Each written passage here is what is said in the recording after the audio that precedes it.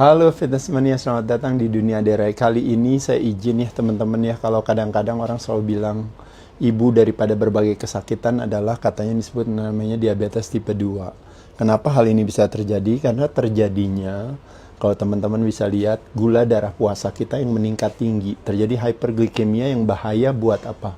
Buat sistem syaraf kita dan juga bahaya untuk organ tubuh kita ketika terlalu banyak gula ada di sana.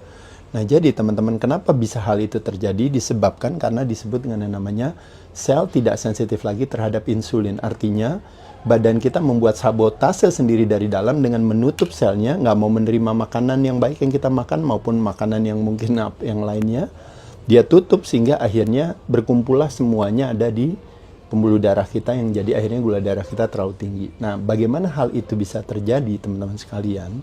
Jawabannya adalah karena kita tidak merubah perilaku kita. Kalau kita mau berfokus kepada ujung permasalahan dengan makan obat menurunkan gula darah, boleh, nggak ada masalah. Tapi permasalahannya adalah masalah terjadinya yang namanya sel yang tidak, lemak yang tidak didesain untuk ada di sana, visceral fat atau ectopic fat itu tadi. Gara-gara gulanya diturunin, berarti kelebihan gulanya taruh di mana? Dibuang ke tempat-tempat, ke organ yang tidak didesain untuk ada lemak di sana ya. Terutama yang paling populer yaitu adalah yang namanya non-alcoholic fatty liver disease ya, atau alcoholic fatty liver disease misalnya ya, yang disebabkan bisa karena gula yang berlebihan, bisa karena alkohol, bisa karena hal lainnya, teman-teman sekalian. Nah, jadi saya izin sama teman-teman sekalian, dalam situasi ini saya langsung lompat saja kepada konklusi, tapi nanti di setiap konklusi ini saya akan jelaskan alasannya kenapa. Ada 15 siasat yang teman-teman yang mengalami hal ini, termasuk juga yang prediabetes yang belum terkena atau divonis sebagai penderita diabetes. Tapi satu hal saya izin teman-teman, saya ingin menguatkan hati teman sekalian. Diabetes tipe 2 adalah salah satu jenis penyakit yang disebut dengan namanya non-communicable disease atau penyakit tidak menular atau penyakit perilaku, yang artinya apa? Yang artinya kalau saya bersedia merubah perilaku saya punya chances, peluang membalikan situasi saya ini hampir 95%. Yang tadinya teman-teman ketergantungan obat bisa dikurangi dan akhirnya bisa mandiri dari obat ya. Jadi saya izin teman-teman sekalian, kecuali bagi teman-teman yang udah di end stage of diabetes tipe 2 ya udah nggak berkutik ya. Tapi sebelum sampai akhirnya end stage, teman-teman masih punya kesempatan. Yuk ya, saya mau coba menguatkan hati teman-teman. Teman-teman pasti bisa. Jadi nomor satu yaitu adalah kenapa saya bilang puasa, karena jawabannya sesederhana ini. Terjadinya ketika kita pagi buka dengan yang manis-manis. Makanya kenapa ketika baru mulai buka dengan yang manis-manis, otomatis gula darah kita naik meningkat. Gula darah naik meningkat yang sering saya katakan tadi. Pankreas kita merilis insulin untuk menurunkan gula darah. Nah, pada saat menurunkan gula darah, terjadinya insulin spike selalu diikuti dengan yang terjadinya yang namanya penurunannya dipnya, yaitu yang disebut yang namanya sugar crash. Nah, sugar crash ini yang membuat kita jadi kepengen makan lagi karena lemes, karena moody, karena ngantuk, karena lapar, sedangkan aktivitas kita kan masih terus berjalan, betul ya Des ya? Makanya kenapa pasti akan makan lagi nanti di jam 10. Nanti turun lagi di jam setengah 12 atau jam 12, nanti makan lagi di jam siang, nanti turun lagi nanti jam setengah 3, nanti makan lagi jam 3, nanti turun lagi di jam setengah 5, jam 5, nanti teman-teman pasti mau ngemil-ngemil lagi, ngopi-ngopi lagi di jam 5, terus sampai jam 8, terus nanti sampai setengah 10 malam pun juga teman-teman terus masih makan, maka terjadi yang namanya roller coaster energi naik. Nah, gimana caranya mengatasi atau mematahkan roller coaster tersebut? Ini adalah berbagai strateginya, yaitu adalah dengan melakukan salah satunya adalah puasa, gula darah kita jadi lebih stabil. Yang membuat kita lemas, yang membuat kita lapar bukan karena belum makan, tapi karena baru habis makan karbo. Paham ya Des ya? Jadi nomor satu, makanya kenapa puasa menjadi salah satu strategi yang tepat. Nah, nanti teman-teman kita belajar lagi Dunia Derai puasa, diklik aja ya. Nanti teman-teman bisa melihat berbagai varian yang mulai dari 12-12 ya.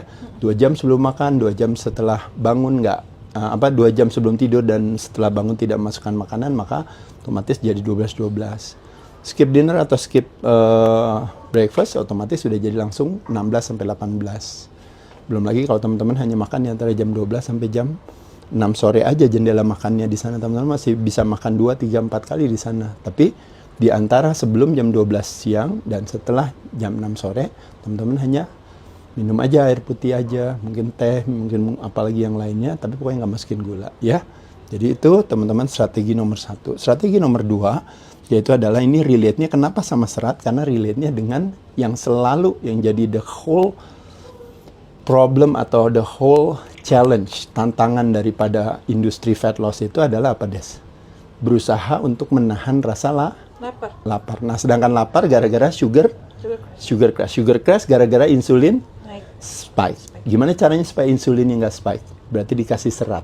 Betul kan? Iya. Nah, makanya kenapa teman-teman kalau bisa, kalau seandainya mau makan karbo, karbonya yang berserat. Karena karbo sesungguhnya kalau dikurangi serat, itu nanti ketemunya si karbo bersihnya sendiri. Tapi kalau karbonya ternyata seratnya nggak ada, nah kita kadang-kadang menghitung karbo sebagai itu aja. Oh, karbo pokoknya nggak boleh jadi penjahat.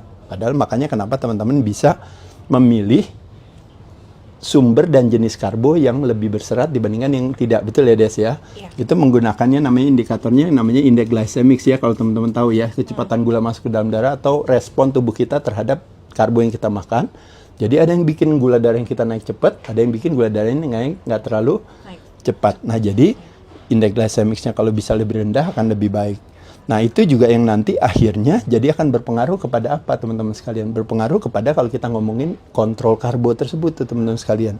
Jadi kalau jumlah karbo, teman-teman kita lihat, kadang-kadang bisa gak, Des, jumlah karbonya kita makan lebih banyak, tapi karbonya yang berserat. Iya, bisa. Sedangkan kalau kita makan karbonya yang lebih sedikit, tapi ceritanya karbonya nggak berserat, malah karbonya dari olahan gitu, yang lebih halus dan apa. Seolah-olah dia jumlahnya lebih kecil kan? Betul. Tapi seratnya lebih sedikit. Iya. Nah, mendingan kita makan jumlah karbonya yang lebih banyak, tapi seratnya lebih tinggi gitu ya. Jadi teman-teman bisa lihat di sini. Tapi kebanyakan rata-rata kalau misalnya bisa dikurang lebih 100 gram aja, itu karbonya menurut saya itu ideal sekali itu kalau teman-teman bisa per harinya. Kalau ngomongin low carbs ya. Tapi rata-rata kebanyakan dari kita kan makannya kan di atas 200-an rata-rata ya. Kalau ada teman-teman yang pendekatan yang ketogenic diet gitu ya, keto gitu, pernah teman-teman dengar, itu biasanya di bawah 50 gram ya. Nah, lalu selanjutnya ini nomor 3, ini nomor 4, yaitu adalah kenapa kita memilih alami bukan yang olahan. Jawabannya apalagi, Des? Karena relate-nya sama serat ya. Selain juga tentunya dia memberikan kebermanfaatan dalam hal vitamin, mineral, essential amino acid, essential fatty acid yang lebih baik ya, betul ya. Tapi balik lagi, contoh nih paling gampang misalnya, kalau buah diolah akhirnya menjadi jus, di mana membutuhkan buah jeruknya lebih banyak, betul gak, Des? Iya. Nah, begitu diolah jadi jus, habis itu otomatis gulanya jadi lebih banyak, karena buahnya lebih banyak, seratnya jadi lebih dikit apa lebih banyak, Des? Seratnya lebih dikit. Lebih dikit. Nah, pada saat itu kalau kita minum, otomatis gimana kecepatan gula jadi lebih cepat naik. Jadi kita jadi kepengen makan lebih banyak. Tapi kalau kasih kita makan langsung buahnya langsung, berarti seratnya lebih banyak. Seratnya lebih banyak, ya se-natural candy memungkinkan kita untuk jadi makannya jadi lebih sedikit. Dan respon gulanya juga lebih lambat. Paham ya teman-teman ya? Nah, itu yang alami. Nah, termasuk juga dalam hal makanan-makanan seperti misalnya sumber protein, kadang-kadang teman-teman malah makannya kadang-kadang yang ada barcode-nya dari kaleng, dari kemasan ya. Malah makannya protein bar dibandingkan dengan protein dari real food misalnya gitu ya. Bukan berarti salah ya protein bar ya. Nomor 5 yaitu adalah karbo di belakang. Ini yang disebut namanya urutan makanan atau yang disebut namanya food order ya, Des ya. Nah, jadi kalau dia ada di belakang, otomatis setelah kita makan sayur dan protein duluan, karbonya di belakang, lonjakan gula darahnya kita jadi lebih lambat. Tapi kalau karbonya di depan, Des, kita makan nasinya duluan, makan rotinya duluan, buka dengan yang manis-manis, otomatis lonjakan gula darahnya lebih tinggi. Kalau lebih tinggi berarti crashnya lebih cepat, berarti kepengen makan lagi. Paham ya teman-teman sekalian? Oke, lanjut lagi nomor 6, yaitu adalah karbonya harus dicampur. Mirip juga, Des ya. Kalau karbonya dicampur bareng sama protein, sama lemak, sama serat, meskipun kalorinya lebih tinggi, tapi pertanyaannya ketika kita makan, kita cepat jadi lebih kenyang atau enggak? Lebih kenyang kan? Ya, tapi kalau seandainya misalnya dia sendiri, otomatis dia jalan duluan, seolah-olah lebih kenyang, tapi sebentar lagi kita kepengen makan. Tapi kalau ini karena dicampur, dia jadi apa? Jadi keinginan bertahan rasa kenyangnya lebih lama ya, maksudnya itu ya. Jadi karbonya dicampur ya. Nomor 7 teman-teman sekalian. Nah, ini yang disebut namanya resistant starches, nanti teman-teman boleh Google ya. Tapi secara umum adalah bahwa ketika nasi gitu, Desi udah kelar makan ya, nasinya dimasukin ke kulkas. Nanti abis itu besok baru nanti dipanasin lagi. Nah, itu dia seratnya jauh lebih tinggi ketika nasinya di ini. Tidak berlaku bagi kentang, tapi berlaku bagi nasi. Dan nasi udah kelar ditaruh di ini, jadi kita makan nasi yang dipanaskan gitu. Kan ceritanya kalau secara ini kalau orang bilang oh nggak enak kan mestinya harus yang fresh gitu ya. Nah kenapa enak yang fresh? Karena bisa langsung ibaratnya. Tapi ketika dia ditaruh di kulkas lalu baru dimakan lagi besoknya gitu. Nah seolah-olah jadi keenakannya berkurangan dikit. Tapi sebenarnya kalau kita buat satu investigasi kenapa? Karena pada saat itu terjadi kecerdasan daripada makanan itu untuk membuat seratnya menjadi lebih tinggi. Nah makanya kenapa akhirnya jadi pas kita makan itu otomatis kecepatan respon gula darah kita pada saat makan nasi yang setelah dimasukkan ke kulkas sama makan nasi yang langsung berbeda dalam lonjakan gula darahnya. Ya jadi resistant starch itu salah satunya strateginya. Paham ya Des ya? Nomor 8, nah ini yang saya sering. Cuka apel ya, ingat ya yang unfiltered, unpasteurized ya, yang organik, yang raw, yang apalagi yang with mother ya itu ya. Itu 1 sendok makan atau 2 sendok makan dicampur sama 1 gelas ya yang normal ya sedang diaduk habis itu baru minum sebelum konsumsi misalnya karbo atau misalnya jeruk nipis aja misalnya air tapi nggak pakai gula ya jadi air di perasan jeruk aja misalnya ini apa jeruk nipis ya bukan jeruk sunkist ya. Nah, pada saat itu apa yang terjadi? Lonjakan gula darah juga lebih lambat. Ini teman-teman lihat di sini, relate-nya semuanya urusan lonjakan gula darah. Kenapa? Lonjakan gula darah membuat kita makan jadi lebih banyak. Lonjakan gula darah membuat kita tidak mengenal rasa kenyang. Dan lonjakan gula darah yang bahayanya tadi balik lagi kan, tadi kayak kita kan kalau diabetes tipe 2 kita nggak mau gula darah kita terlalu tinggi. Ya, lanjut lagi nomor 9 Des. Nah ini pas udah menjelang malam. Kalau berkenan, otomatis kadang-kadang kita kan semakin malam makannya semakin banyak. Kalau boleh, kita fokusnya ke apa nih? Fokusnya ke protein dan fats. Pas malam ya. Jadi jangan masukinnya, justru malah karbonya tambah banyak lagi di malam hari. Terlepas daripada kadang-kadang kalau kita bayar besok dengan puasa dan fasted cardio atau fasted workout, boleh ya. Tapi secara umum kalau seandainya ini sebagai rekomendasi buat teman-teman makan karbo terbanyak itu di jam terakhir di jam 6. Habis itu yang lainnya turun makannya protein aja Des. Makan ini ya pas malamnya. Oke. Nomor 10 cardio atau move more setelah melakukan karbo. Kalau terpaksa teman-teman udah keburu makan nasi, udah makan mie, udah makan roti, ya kan? Udah makan kentang, udah makan kue dan sebagainya. Siasatnya apa setelah makan yaitu adalah jalan. Nah, jadi melibatkan otot kaki karena kaki adalah otot yang paling banyak dan otot kita adalah meningkatkan sensitivitas insulin. Jadi reseptor insulin kita jadi kebuka. Kan selama ini kan gula darah kita kan naik kan, bener gak? Nah kalau gula darah naik kan bahaya kan Des? Nah tapi gula darah bisa diturunkan secara alami oleh kita kalau kita kencengin otot kita kan. Nah makanya kenapa jalan kaki itu salah satu yang paling bagus. Apalagi naik turun tangga atau mungkin ada jalan tanjakan atau mungkin abis di mall teman-teman jalan-jalan ya. Paham ya Des ya itu? Oke, lanjut lagi. Nomor 11, nah ini kalau lebih optimal lagi. Kalau seandainya jalan kaki aja udah bagus kan Des? Betul. Bayangin kalau seandainya latihan kaki setelah karbonya. Misalnya teman-teman malah melakukan aktivitas. Makanya kayak tadi yang saya bilang misalnya naik turun tangga atau misalnya tanjakan atau latihan iseng ya. Jadi ke gym atau apa beneran latihan kaki atau melakukan gerakan sendiri. Apakah berupa squats ya? Apakah duduk bangun dengan bantuan kursi? Apakah cuma senderan di tembok, betul ya? Apakah melakukan langkah ke depan, ke belakang atau diam di tempat lunges dengan satu kaki masing-masing, betul ya? Betul. Ya atau ya teman-teman mau leg press atau mau squat ya. Silahkan ya. Itu salah satu strategi. Nomor 12 yaitu apa Des? Yaitu adalah latihan beban dijadikan sebagai lifestyle, sebagai siasat untuk kita lakukan anytime aja, kapan aja. Karena otot kita adalah is a glucose sponge, yaitu adalah apa Des? Yaitu adalah busanya gula. Nah jadi kalau otot kita the more muscle we have, the more calorie we burn. Kalau orang tahu, the more muscle we have, kemampuan kita karena reseptor insulin di otot kita kan organ terbesar kan paling banyak kan. Jadi kalau kita rajin latihan otot kita, makanya membayangkan waktu latihan beban, membayangkan kita membakar atau membuka pintu bagi si somai, si kue tiao, si roti, si pempek untuk bisa masuk ke dalam otot kita. Paham ya teman-teman sekalian ya. Jadi bukan semata-mata untuk arogansi atau untuk narsistik atau apa latihan beban otot itu, tapi kita punya toleransi terhadap glukosnya menjadi lebih tinggi ya. Jadi sekali lagi, karena apa? Karena otot, kebalikannya permasalahan klaim BPJS Kesehatan adalah resistensi insulin, diabetes tipe 2, dengan latihan otot meningkatkan sensitivitas insulinnya. Nah, jadi langsung menjawab langsung ya. Betul. Nomor 13, kenapa kita prioritaskan protein, Des? Nah, jawabannya karena hanya protein yang mengenyangkan. Nah, jadi badan kita membutuhkan yang namanya effort atau usaha yang dikenal dengan namanya thermic effect of food-nya yang tinggi. Dia perlu untuk mendigest protein tersebut. Ya betul ya, perlu usaha untuk ini apa.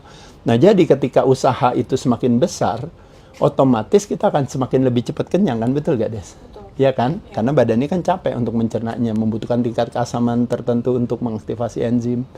Nah, jadi terutama protein dari hewani, kalau teman-teman memprioritaskan, maka otomatis kalau proteinnya jadi lebih tinggi, karena setiap protein udah ada lemaknya. Betul. Nah, kalau kita mengutamakan dia di depan, otomatis keinginan kita makan karbo jadi lebih sedikit. Overall, konsumsi kalori kita menjadi lebih rendah. Kalau defisit sebagai konsekuensinya. Betul. Karena memprioritaskan protein dan lemak, dia dua-duanya merilis berbagai hormon tersebut ya.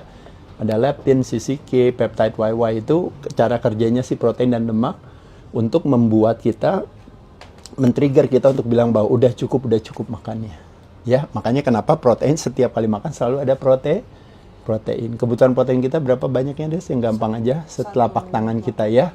Itu kisarannya 20-30 gram itu. Ya, kalau BV-nya, biological value-nya, kalau biasanya rata-rata ya average aja, kalau teman-teman tahu, kalau hewani itu 25% sampai 30% daripada berat ayamnya atau berat ikannya atau berat apanya. Itu kandungan proteinnya di 25%-nya ya kira-kira.